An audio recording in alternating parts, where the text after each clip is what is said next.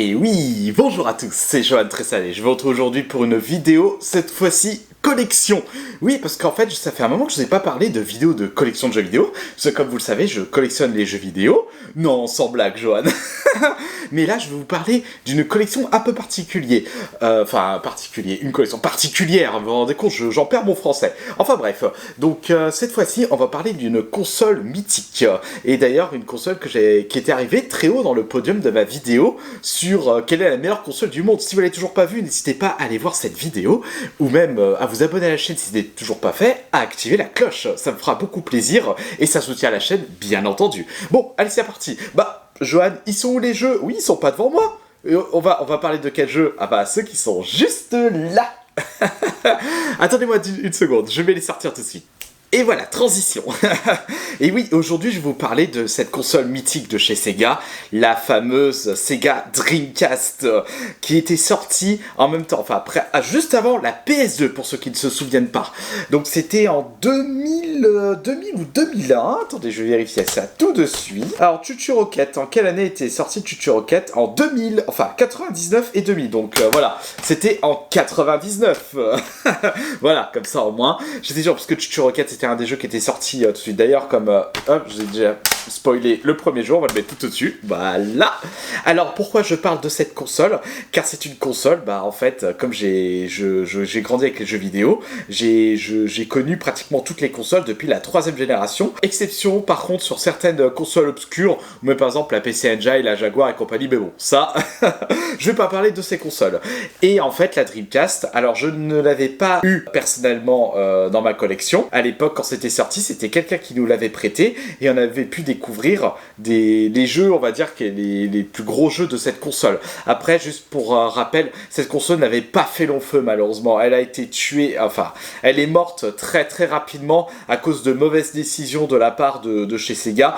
Et justement, là-dedans, il y a un des jeux responsables de sa perte. Alors après, vous allez me dire, oui, mais Johan, mets des vidéos de gameplay. Non, je ne mettrai pas de vidéo de gameplay. Par contre, ce que je ferai, c'est qu'au milieu de la vidéo, on fera une petite vidéo test, comme pour les consoles de vide-grenier. Vous allez beaucoup aimer, justement. Et puis moi aussi, d'ailleurs.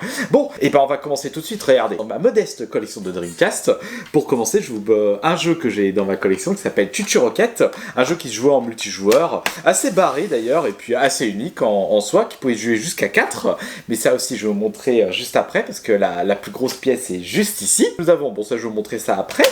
Ensuite, on a, un Dino Crisis PS1. Oh non, la boîte, elle est abîmée. Faut que je change la boîte.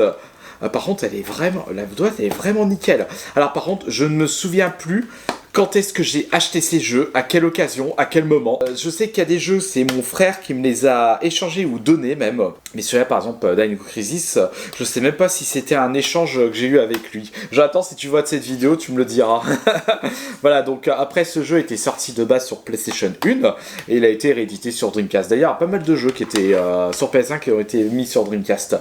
Ensuite, ils avons, celui-là, Shenmue, le premier du nom, le jeu qui a catapulté la console à sa perte, parce qu'en fait ce jeu a été beaucoup trop ambitieux à l'époque, il a coûté beaucoup trop cher. Ça reste un jeu mythique en soi, d'ailleurs il a été réédité sur PS4 et Xbox One. Vous n'avez pas eu l'occasion, attendez, je vais vous le ressortir, où est-ce qu'il est? Ah, il est là, il y a eu le 1 et le deuxième Shenmue sur Dreamcast. Et si vous n'avez pas eu l'occasion de faire ces jeux sur la console d'époque, vous pouvez très bien les refaire en compilation sur PS4, Xbox One ou même sur Steam. Ce qui est peut-être mieux d'ailleurs. Voilà, c'est pour la petite anecdote par rapport à Shenmue. Et en fait, ce jeu a été trop en avance sur son temps et il a coûté beaucoup trop cher et il n'a pas eu les ventes espérées, malheureusement. Après, c'est un jeu qui mérite amplement sa place dans des collections Dreamcast. Un jeu que Jonathan, moi, même notre grand frère Michael ont adoré, qui est tout simplement Crazy Taxi. Franchement, ça c'est un jeu collector de chez Collector. Un jeu arcade ultra barré. Vous avez un bulldozer à la place d'un taxi, tellement la physique du jeu était démentielle. Enfin, ce que je ferai, c'est que je vais vous montrer une vidéo, ce sera... Pendant qu'on va tester la console, ce sera plus simple. L'un des meilleurs Resident Evil à ce jour, le Code Veronica. D'ailleurs, Capcom, quand est-ce que vous faites le remake de Code Veronica? Vous êtes bien gentil, vous avez fait le remake du 2, du 3, et vous êtes passé tout de suite au 4? Oh, Il est où Code Veronica? En plus, c'est l'un des plus longs, c'est l'un des plus sombres aussi en termes d'histoire. Ah, je suis un peu triste, mais bon, je sais que Capcom l'a gardé en réserve. Je me fais pas de soucis par rapport à ça. Donc pareil, ça c'est un jeu à avoir absolument dans sa collection Dreamcast, si vous faites une collection de Dreamcast. Un jeu de sport qui était vraiment bien. Enfin, sport hybride combat. Ready to Rumble Boxing. Celui-là, franchement, il est assez barré, assez déjanté. Bon, après, j'ai fait quelques parties, je l'ai fini, et puis je suis pas retourné dessus d'ailleurs. Oula, un peu de poussière là. Voilà, ça c'est un bon jeu, mais bon, c'est pas la priorité à avoir dans une collection Dreamcast. Ensuite, le premier jeu que j'ai fait en termes de direction artistique qu'on appelle Cel Shading, qui est le premier Jet Set Radio. En fait, le but du jeu, c'est un jeu de scoring où vous devez taguer, tout simplement faire des figures de roller ultra barrées, pareil, avec une bande son exceptionnelle. Si vous avez jamais eu l'occasion de le faire, faites-le aussi. Jet Set Radio. Il y a eu le 1 et le Jet Set Radio Future qui était sorti uniquement sur la Xbox première du nom. Donc il n'était pas sorti sur Dreamcast. Ensuite nous avons un jeu qui nous a marqué avec Jonathan et qu'on a refait d'ailleurs il n'y a pas longtemps sur PC, le Quake 3 Arena. Bon, je vais être honnête avec vous, jouer avec une manette de Dreamcast à ce jeu, c'est aujourd'hui impossible. Il vous faut limite une manette PS4 à partir de PS2 avec le double stick ou clavier souris, hein. D'ailleurs, comme je vous avais dit, ce jeu, vous pouvez brancher un clavier et une souris sur la Dreamcast, normalement c'était compatible. Après, je dis ça normalement parce que je ne l'ai pas fait, je n'ai pas essayé à l'époque. Bon voilà, ça c'est un jeu à avoir dans sa collection Dreamcast. Ensuite un autre jeu, pareil, un jeu qui était arcade, qui a bien été fait pour la Dreamcast. Enfin après vous allez me dire c'est un portage, hein. C'est House of the Dead 2. Oh regardez, ah là là, alors voilà, petite anecdote.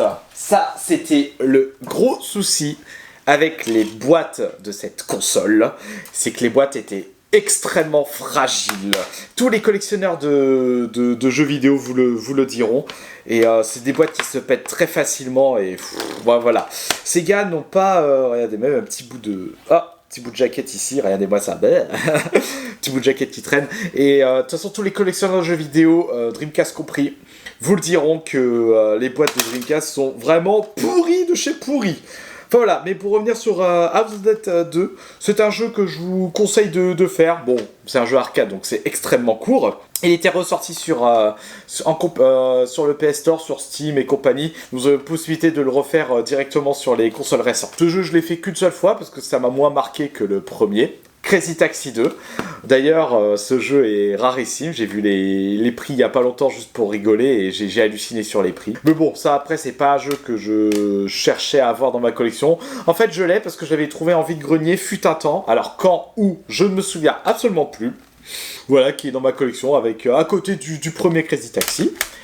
Et nous avons en dernier jeu, Snow Surfer. Ça, pareil, j'ai pas fait le jeu complet. J'ai fait uniquement la démo, oui, parce que comme sur PlayStation 1 et PlayStation 2, il y avait beaucoup de CD de démo, et je découvrais principalement des jeux sur les CD de démo. Enfin voilà, donc je l'ai dans la collection, comme ça, hein, je l'avais récupéré en vide-grenier. Et enfin, les dernières petites jaquettes que vous voyez. Alors, d'un côté, non, ça c'est un jeu de la PS1, donc ça n'a rien à voir. Hop, voilà.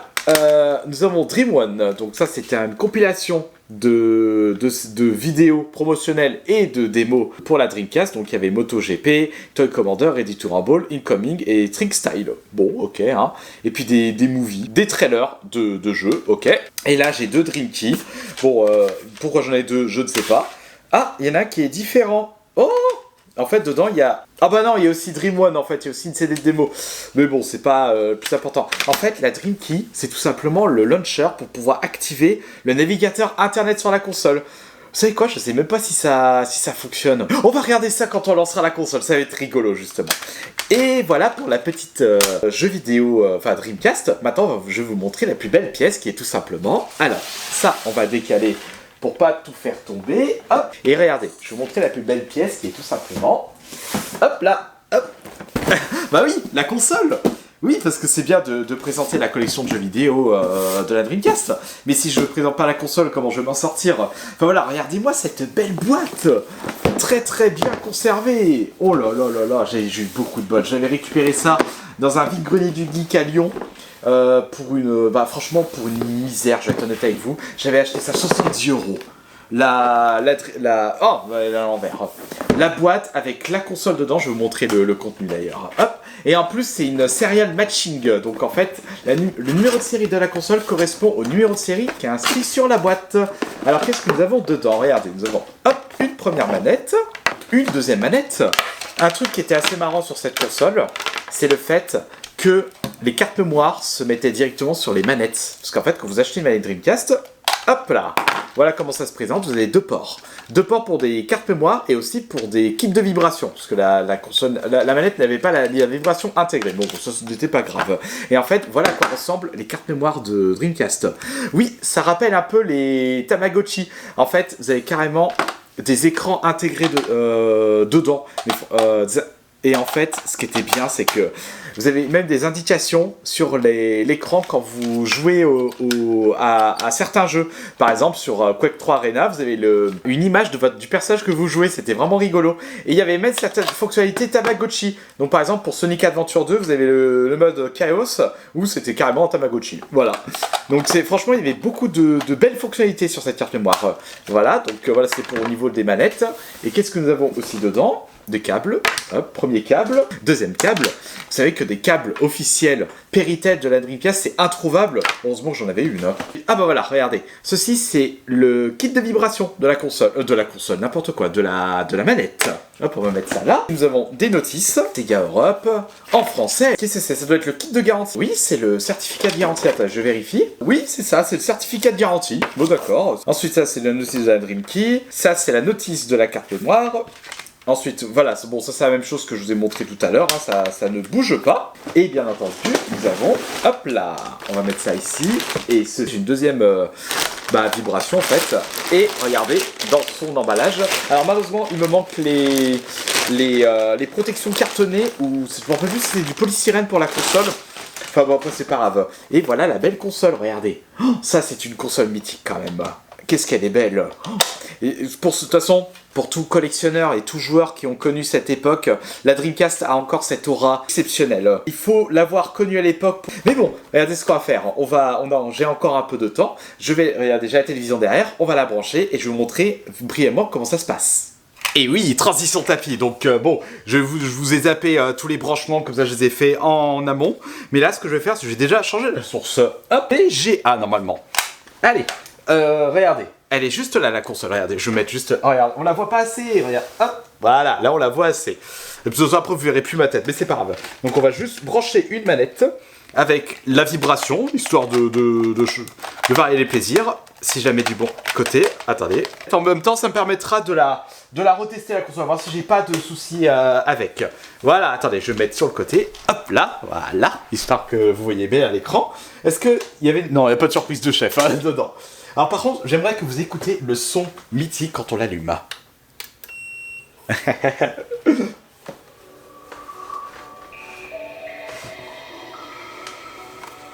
Voilà, regardez-moi ça. Ça, c'est de la console collector. Dreamcast. Alors par contre, la qualité est un peu dégoûtante. Ouh là là, c'est pixelisé tout ça. Bon, l'écran que j'ai est pas adapté pour cette console, mais c'est pas grave. De toute façon, c'est juste pour montrer. Regardez. Hop, vous voyez, il y a une petite image sur la VMA, donc la carte mémoire. 27 11 98. Non. Bon, c'est pas grave, de toute façon, c'est pour essayer. Hop, regardez. En fait, voilà l'interface de la console. Ouh, c'est moins fluide que sur une autre télé. Et arrête de regarder cette retour de caméra. Ah ouais, la télé est vraiment pas adaptée pour cette console. Bon, c'est pour vous montrer.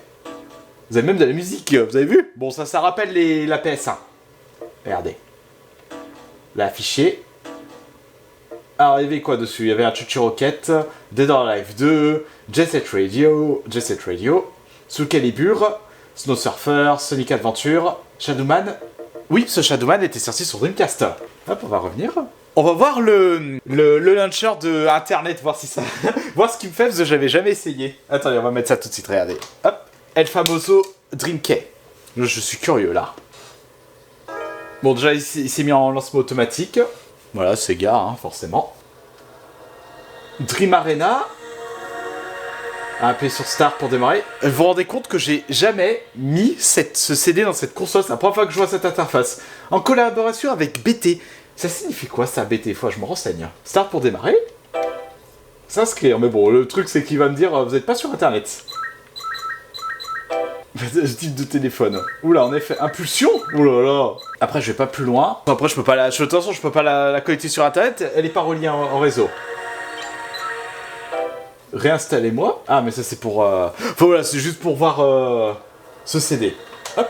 Voilà. Alors ça, c'était juste pour voir pour la grande curiosité. On va mettre le CD de démo. Le Dream One Volume 1. Dites-vous, en fait, bon, c'est moins sur Dreamcast, c'était surtout sur la PlayStation 1. Je passais plus mon temps à jouer aux démos qu'à jouer aux jeux eux-mêmes.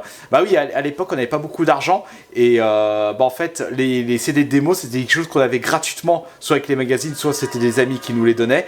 Et ce qu'on faisait, c'est qu'on jouait, on ponçait à fond les démos des jeux. Avec Jonathan, on faisait même des concours de finir les démos les plus rapidement. Voilà, volume 1. Ah, on a quoi? Virtua Fighter 3. Alors après, oui, voilà, il y a les trailers et il y a les jeux. C'est quoi ce jeu Trickstyle? Ah, Trickstyle, c'est bon, je pense savoir c'est quoi. Je viens de me... Ah, dommage, il n'y a pas la démo de Power Stone, ça aussi, c'était un jeu légendaire. UEFA Striker, c'était même pas FIFA ou PES pour vous dire. PES n'existait pas à cette époque-là. FIFA existait. Enfin, de toute façon, FIFA, j'ai envie de vous dire, c'est le nom d'une société de football. C'est pas le nom du jeu en lui-même. Snow Surfer, Ready to Rumble, Monaco Grand Prix, Sonic Adventure, Sega Rally. Oh, bah non, ça me donne pas envie, ça. Oh, y a pas de jeu truc qui me plaît, en fait. Bon, vous savez quoi, je vais mettre un autre jeu, du coup. Hop, allez, zou. On va mettre Crazy Taxi. À un moment, dès que j'ai des amis à la maison, je pense qu'on se fera une grosse session de Dreamcast, parce que franchement, il y a de quoi faire. Allez, je vais vous montrer un de mes jeux préférés de la Dreamcast, qui est Crazy Taxi. Hop. Alors, j'espère que le son du jeu n'est pas trop fort. Attends, on va diminuer un petit peu. Ah, par contre, il va y avoir un souci. La musique des droits d'auteur. Et je vais désactiver ça. Alors, option, voilà. Parce que je sais exactement c'est quoi la première musique et j'ai pas envie de me prendre des droits d'auteur. Hop. Regardez, la petite image. Crazy Taxi. Bon, vous aurez pas de musique, mais bon, c'est pas grave, vous allez comprendre. Oula, par contre, je vois que l'écran, il est pas du tout adapté non plus pour la console.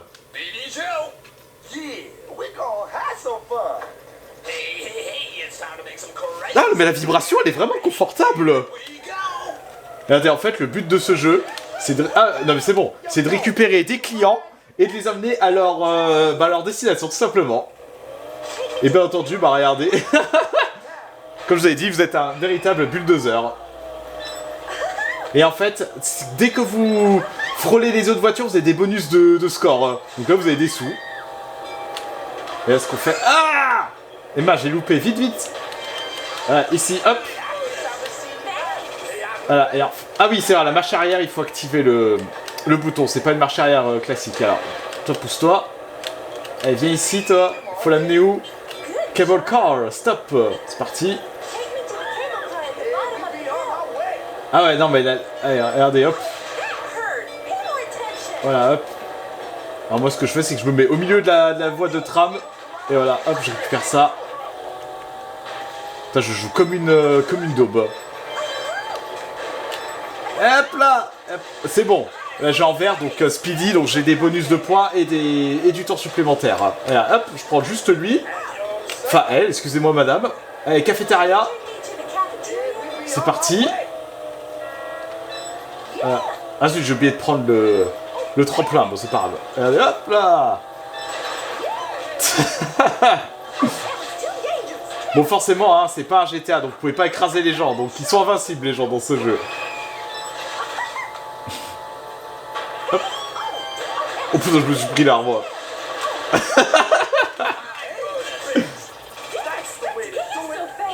Et en fait, le but du jeu, c'est d'avoir le meilleur score. C'est du jeu d'arcade, donc très très classique. Enfin voilà, c'était juste pour vous montrer un petit jeu et pour vous montrer à quoi ressemble cette console.